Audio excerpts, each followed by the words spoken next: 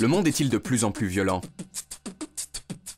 Donc le chiffroscope, c'est une nouvelle rubrique de l'effet papillon qui est un dessin animé en fait, qui répond à une grande question contemporaine avec des chiffres. Le monde, dit-il, n'a jamais été aussi calme qu'aujourd'hui.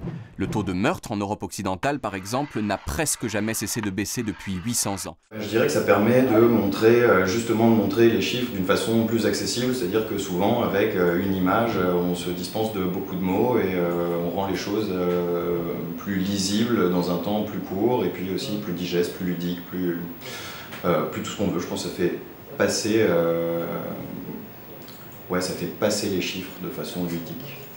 Si Georges et Julie avaient vécu à l'époque des travaux de Notre-Dame de Paris, ils auraient donc eu 40 fois plus de chances de finir comme le petit Marc.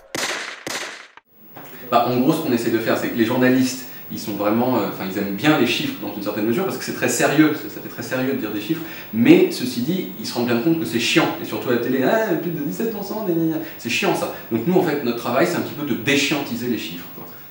À cet instant, un homme sonne à la porte, c'est Steven Pinker.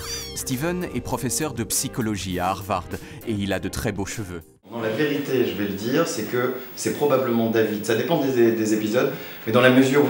Parce que, bon, il y a une raison à ça. Dans la mesure où il écrit le texte, il y a déjà dans le texte en germe pas mal de ce qui va devenir des gags.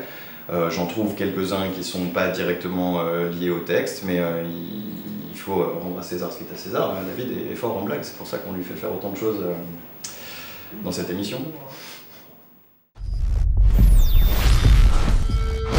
Le planétarium nouvelle formule, c'est tout simplement en fait, le planétarium tel qu'il a toujours existé, avec ce qu'on m'a demandé de faire en plus, c'est-à-dire d'être plus coquin. On m'a dit, David, il faut que tu fasses pareil, sauf il faut que tu sois plus coquin. Alors moi j'essaie d'être plus coquin, c'est-à-dire de mettre ici ou là une ou deux blagues dans le ton que j'utilise et qui est censé, sans doute pas faire rire, mais en tout cas faire sourire.